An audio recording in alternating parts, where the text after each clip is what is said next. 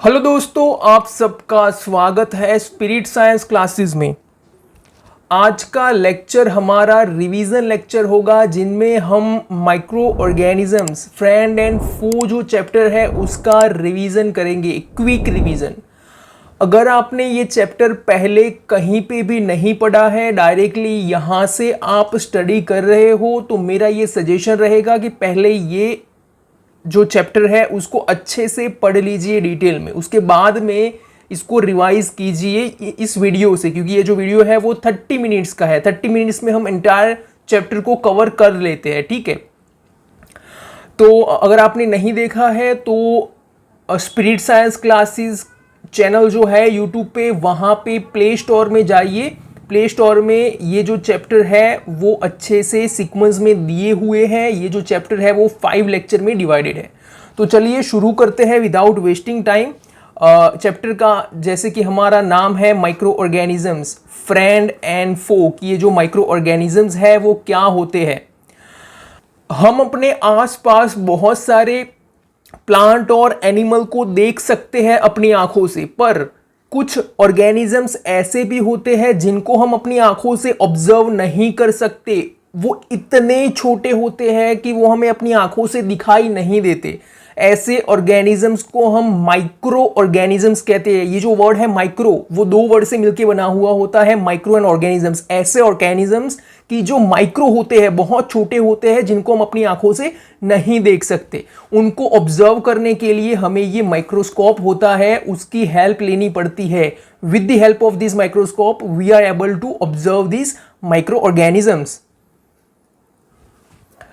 हम micro organisms का एक एग्जाम्पल लेते हैं। रेनी सीजन में जो ब्रेड होती है, जो मॉइस्ट ब्रेड होती है, वहां वो स्पॉइल्ड हो जाती है। उस स्पॉइल्ड ब्रेड को अगर हम माइक्रोस्कोप की हेल्प से ऑब्जर्व करते हैं तो वहां पे हम ऐसे टाइनी राउंडेड ब्लैक स्ट्रक्चर देख सकते हैं। ये जो स्ट्रक्चर है वो फंगी है।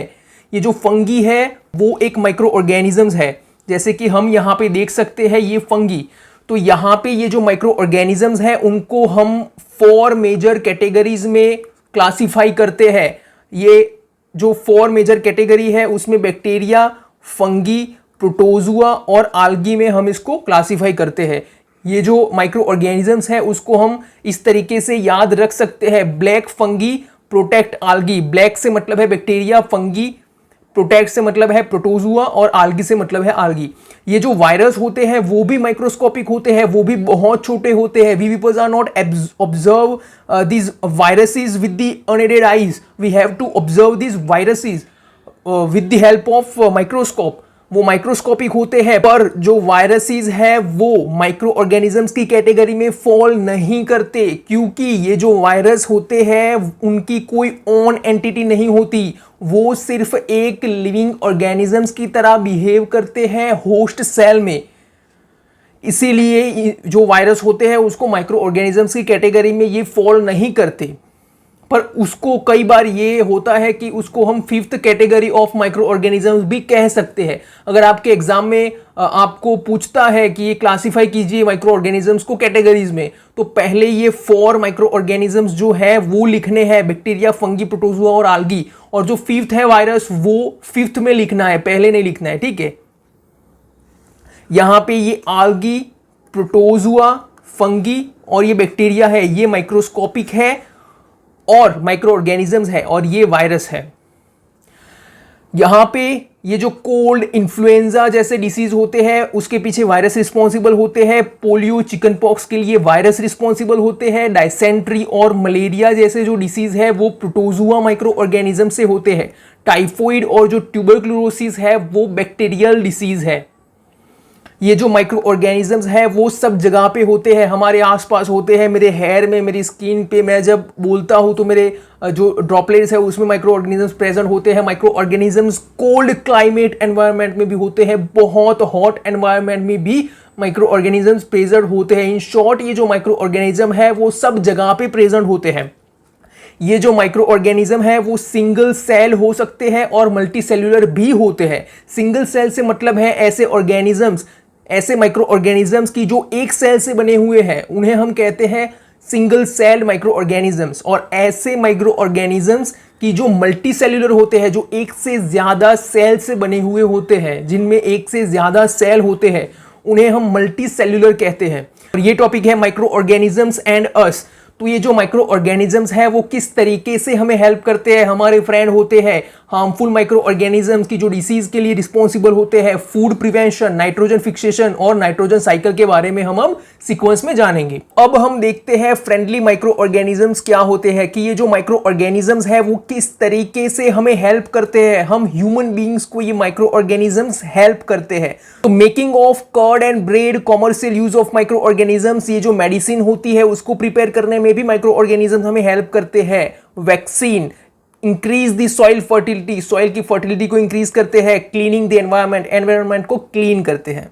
तो वन बाय वन देखते हैं कि किस तरीके से हमें हेल्प करते हैं। पहला जो पॉइंट है making of curd and bread, कि ये जो कर्ड और जो ब्रेड होती है उसको प्रिपेयर करने में ये माइक्रो ऑर्गेनिजम्स जो है वो हमें हेल्प करते हैं।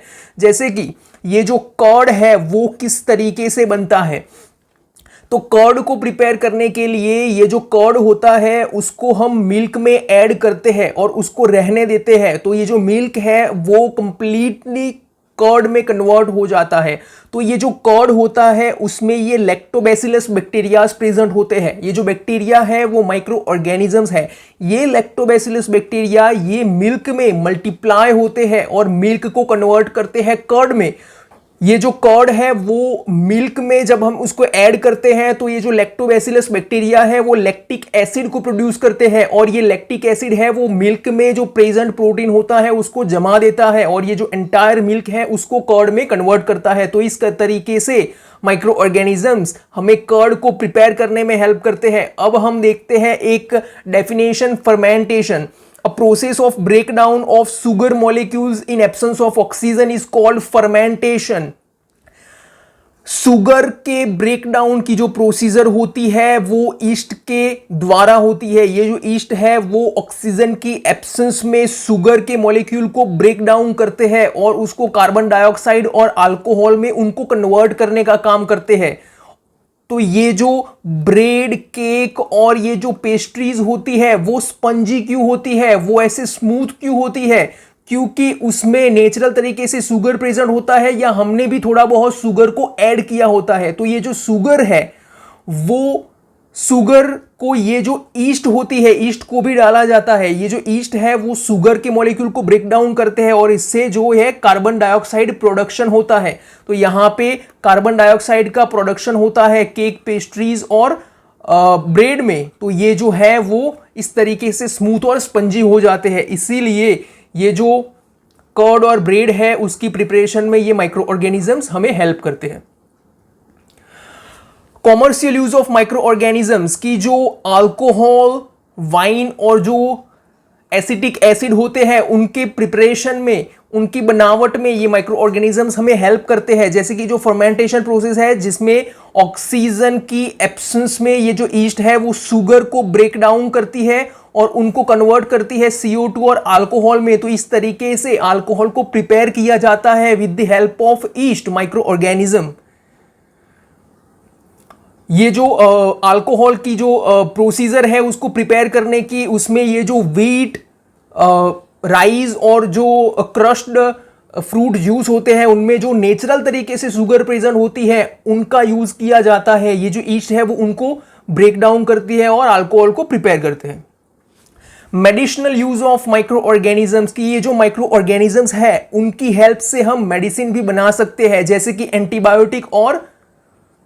कि एंटीबायोटिक पेनिसिलिन जो होती है वो माइक्रो ऑर्गेनिजम्स में से बनती है, वो एक एंटीबायोटिक है।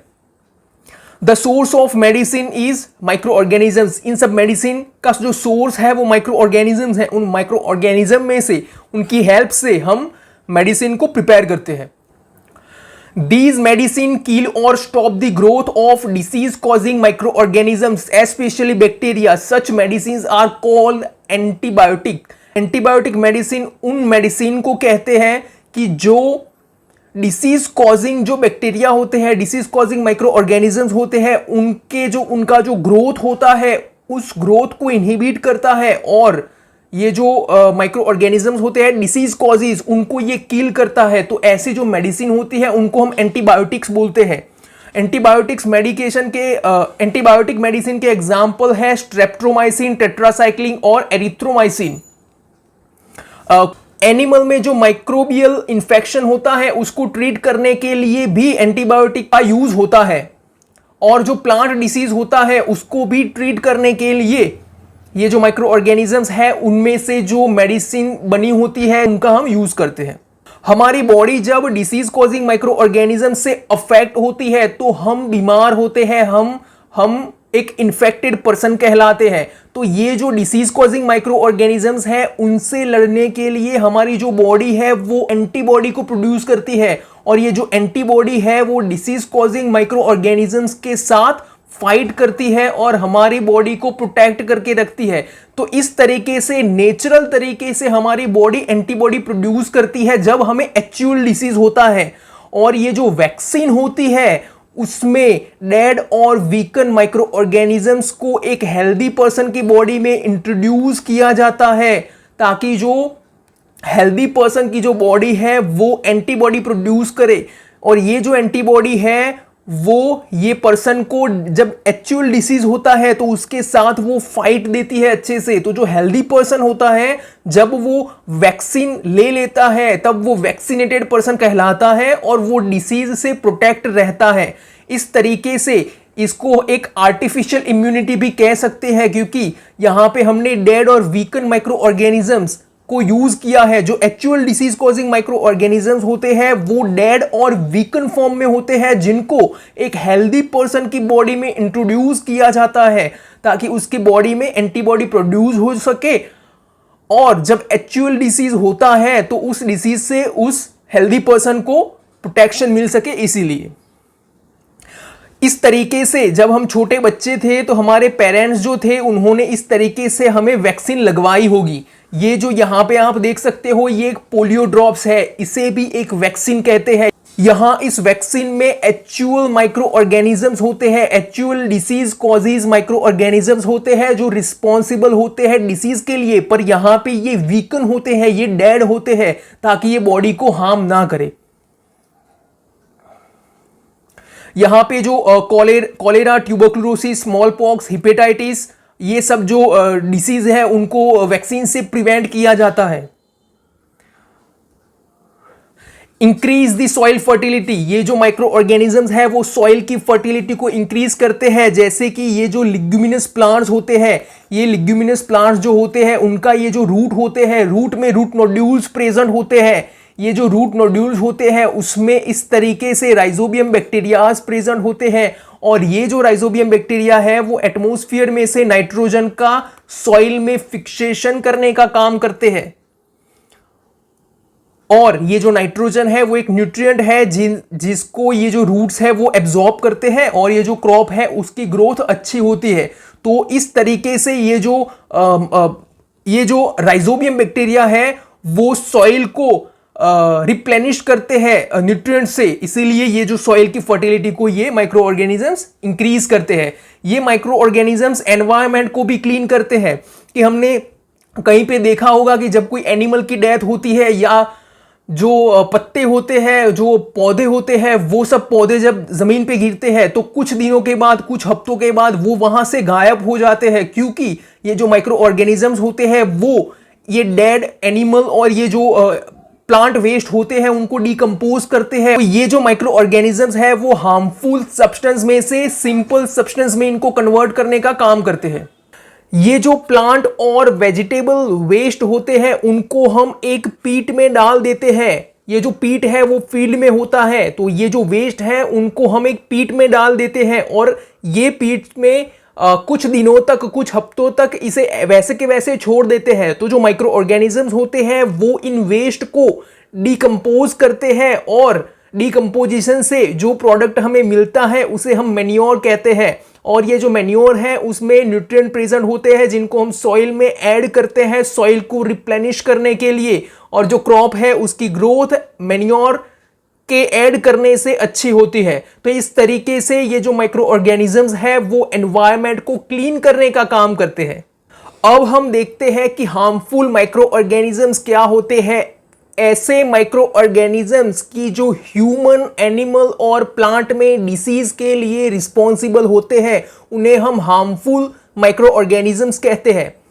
ऐसे माइक्रो ऑर्गेनिजम्स की जो डिसीज कॉज करते हैं, उन्हें हम पैथोजेंस बोलते हैं। फिर से, pathogens are those micro organisms which are responsible for the disease. ऐसे माइक्रो ऑर्गेनिजम्स की जो होस्ट पे डिपेंडेंट रहते हैं, उनको हम पैरासाइट्स बोलते हैं। All the pathogens are parasite. जितने भी पैथोजेंस होते हैं, जितने भी डिसीज कॉजिंग माइक्रो ऑर्गेनिजम्स होते हैं, वो सब पैरासाइट होते हैं। जिसका मतलब है कि डिसीज कॉजिंग माइक्रो ऑर्गेनिजम्स जो होते हैं वो होस्ट की बॉडी में लिव करते हैं, वो होस्ट पे डिपेंड रहते हैं। Not all parasite are pathogens, की जो सब पैरासाइट होते हैं वो पैथोजेंस नहीं कहलाते हैं। Disease causing micro organisms in humans,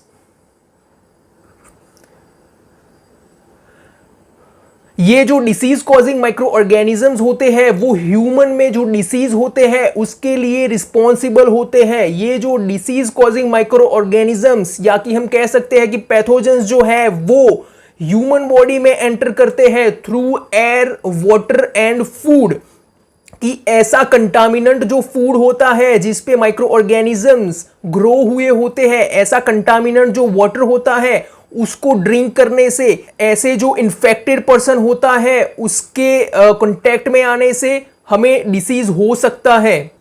disease that can spread from an infected person to a healthy person through air, water, food and physical contact are called communicable diseases. ऐसे diseases कि जो infected person से healthy person में transmit होते हैं through air, water, food और the physical contact, तो ऐसे डिसीज को हम बोलते हैं कम्युनिकेबल डिसीजेस। ये जो इन्फेक्टेड पर्सन होता है वो जब स्नीज करता है तो उसके ये जो ड्रॉपलेट्स होते हैं उसमें माइक्रो ऑर्गेनिजम्स प्रेजेंट होते हैं। हेल्दी पर्सन जब ब्रीथ करता है तो ये जो माइक्रो ऑर्गेनिजम्स है वो इस तरीके से उसकी बॉडी में एंटर करते हैं और हेल्दी पर्सन को भी इन्फेक्टेड करते हैं।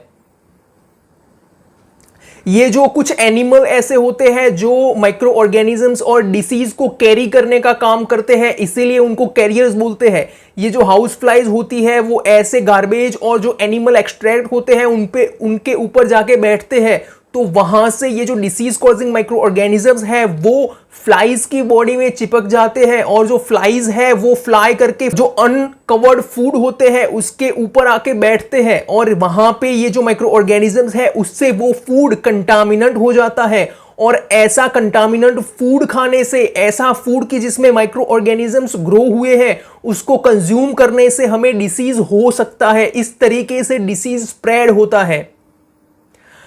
जो फीमेल एनोफिलिस मॉस्किटो होते हैं वो मलेरिया के पैरासाइट जो होते हैं, जिनको हम प्लाज्मोडियम कहते हैं, उसको कैरी करने का काम करते हैं। ये जो फीमेल एनोफिलिस मॉस्किटो होते हैं वो फ्लाई करके कोई इन्फेक्टेड पर्सन की जिसको मलेरिया डिसीज हुआ है उसको बाइट करते हैं, और वहां से उसका जो ब्लड है उसे ये सक करते हैं। और ये जो डिसीज कॉजिंग जो मतलब कि ये जो प्लाज्मोडियम पैरासाइट है वो मॉस्किटो की बॉडी में आ जाते हैं, और जब ये मॉस्किटो कोई हेल्दी पर्सन को बाइट करता है तब ये जो है अपना सलाइवा इस हेल्दी पर्सन की बॉडी में रिलीज करते हैं। तो इससे ये जो प्लाज्मोडियम जो पैरासाइट होते हैं वो ये हेल्दी पर्सन की बॉडी में एंटर करते हैं और उसे भी मलेरिया डिसीज करते हैं। इसी तरीके से जो डेंगू वायरस होता है वो स्प्रेड होता है फीमेल एडीज मस्कीटो से, जो कि इस तरीके से ही स्प्रेड होता है।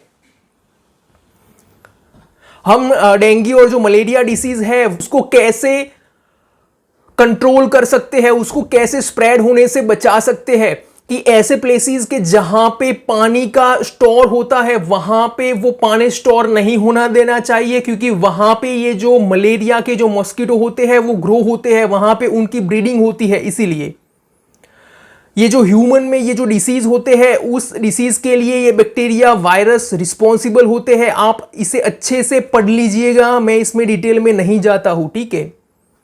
Disease causing micro organisms in animal, कि ये जो एनिमल में और जो ह्यूमन बीइंग में जो एंथ्रैक्स डिसीज होता है जो कि बहुत डेंजरस डिसीज है, उसके लिए बैक्टीरिया रिस्पॉन्सिबल होते हैं, और फूट और जो माउथ के जितने भी डिसीज होते हैं एनिमल में, उसके लिए वायरस रिस्पॉन्सिबल होते हैं। रॉबर्ट कोच जो थे, उन्होंने एंथ्रैक्स डिसीज के लिए रिस्पॉन्सिबल जो बैक्टीरिया थे उनको डिस्कवर किया था। उन्होंने जो बैक्टीरिया को डिस्कवर किया उनका नाम था बैसिलस एंथ्रेसिस।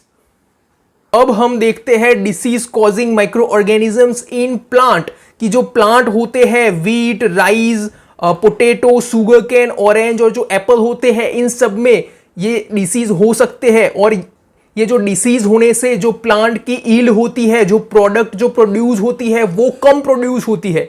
जैसे कि यहां पर जो सिट्रस कैकर जो है वो डिसीज है, जो कि उसके लिए बैक्टीरिया रिस्पॉन्सिबल होते हैं और वो एयर के थ्रू ट्रांसमिट होते हैं। रस्ट ऑफ जो वीट है, वो ये जो डिसीज है वो फंगी से ट्रांसमिट होता है, और फंगी माइक्रो ऑर्गेनिजम्स है वो रिस्पॉन्सिबल होते हैं, और वो एयर और सीड के थ्रू ट्रांसमिट होते हैं। ये जो ओकरा डिसीज है वो वायरस से होते हैं, और उसके जो ट्रांसमिशन के लिए इंसेक्ट्स रिस्पॉन्सिबल होते हैं। फूड पॉइजनिंग क्या है कि ऐसा फूड की जिनमें जो कंटामिनेंट हुए हैं, ऐसे फूड की जिनमें माइक्रो ऑर्गेनिजम्स ग्रो हुए हैं, तो ये जो माइक्रो ऑर्गेनिजम्स है वो फूड में कुछ सब्सटेंसेस को रिलीज करते हैं। ऐसा कंटामिनेंट फूड को कंज्यूम करने से हमें फूड पॉइजनिंग हो सकती है। फूड पॉइजनिंग एक डिसीज है, डेंजरस डिसीज है, जिसमें जो ह्यूमन है उसकी डेथ भी हो सकती है। तो एडवाइजरी ये है कि अनकवर्ड फूड को कंज्यूम नहीं करना चाहिए, जो कवर्ड फूड है उसे कंज्यूम करना चाहिए, और हेल्दी फूड को कंज्यूम करना चाहिए।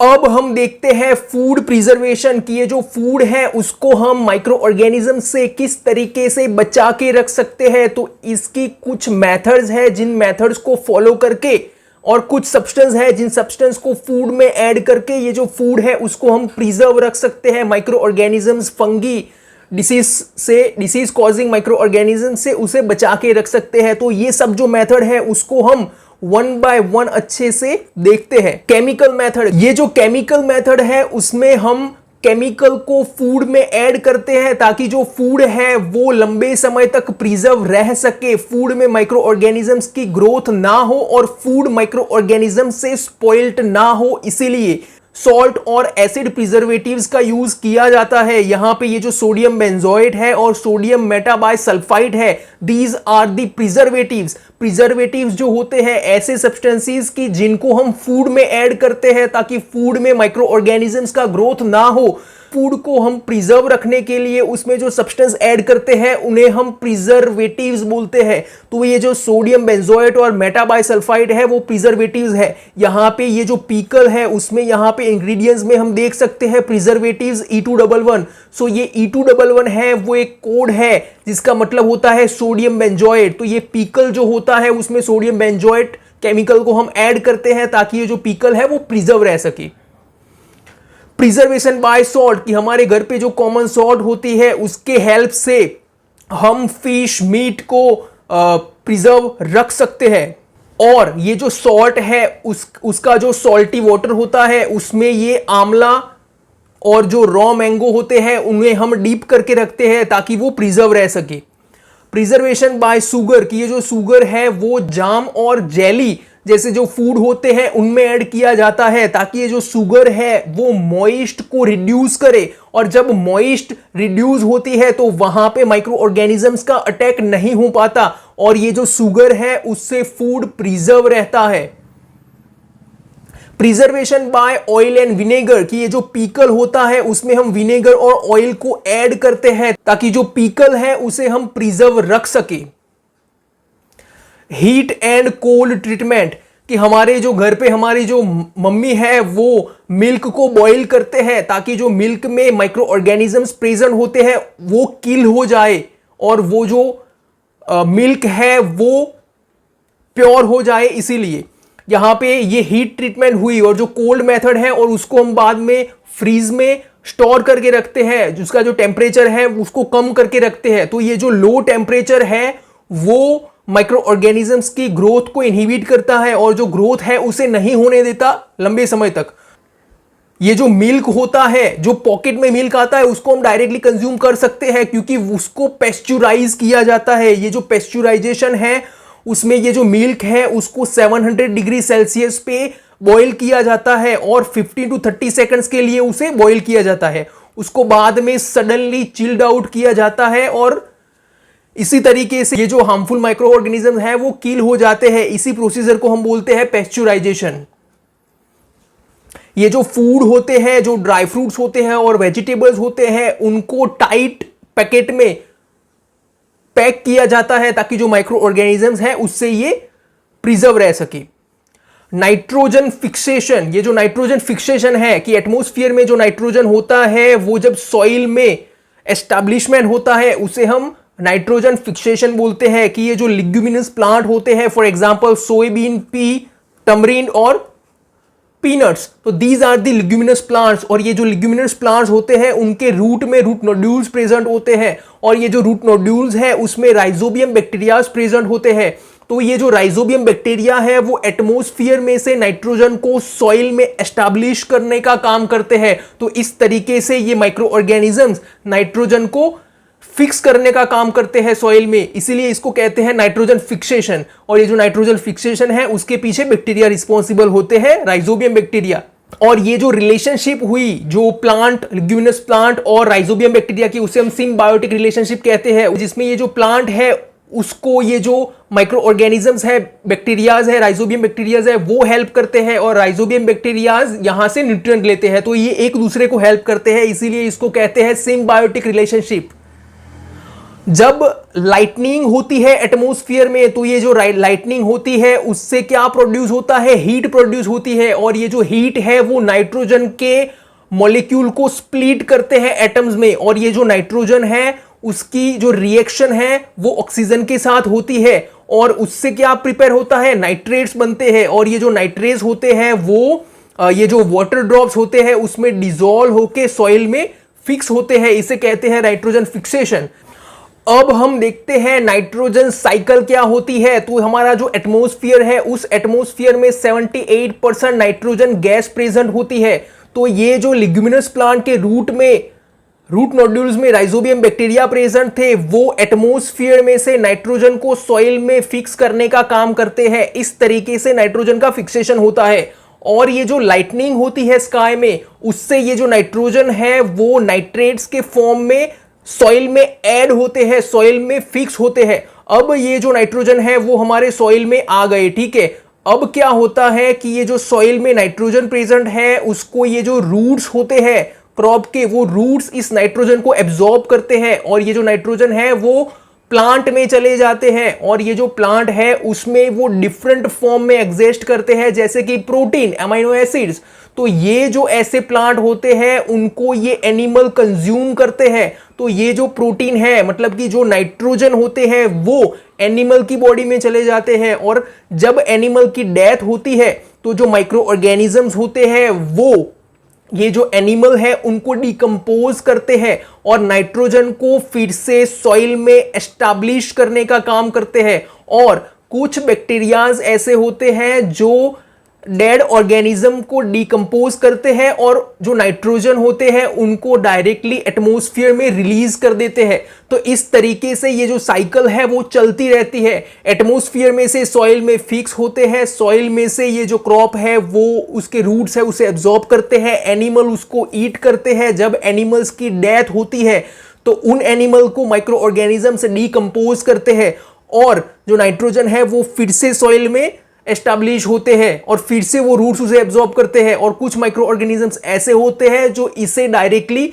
गैस में कन्वर्ट करते हैं और एटमॉस्फेयर में रिलीज करते हैं। तो इस तरीके से ये जो साइकिल है वो चलती रहती है कंटिन्यूअसली, इसीलिए इसको कहते हैं nitrogen cycle. Thank you so much दोस्तों, हमारे साथ बने रहिए स्पिरिट साइंस क्लासेस में। इस तरीके से हम रिवीजन करते रहेंगे बहुत जल्दी। अगर आपकी कुछ एडवाइस है तो कमेंट में बताइए कि सर रिवीजन स्लो करना है, तो आप जिस तरीके से कहेंगे हम उस तरीके से आपको नॉलेज को डिलीवर करेंगे, पर आपको बेटा कहना होगा, ठीक है। Thank you so much.